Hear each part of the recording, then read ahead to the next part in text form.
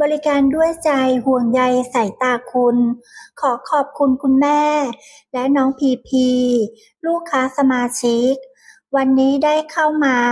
อัปเดตค่าสายตาเปลี่ยนเลนส์ใหม่ สัญญาณเตือนสายตาสั้นในเด็กที่พ่อแม่ไม่ควรมองข้าม อาจไม่ใช่เรื่องเล็กอย่างที่คิด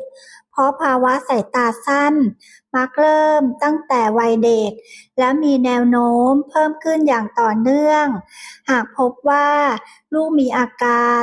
แนะนำให้พามาตรวจวัดสายตาอย่างละเอียด เพื่อดูแลและวางแผนดูแลสายตาได้ตั้งแต่เนิ่นๆ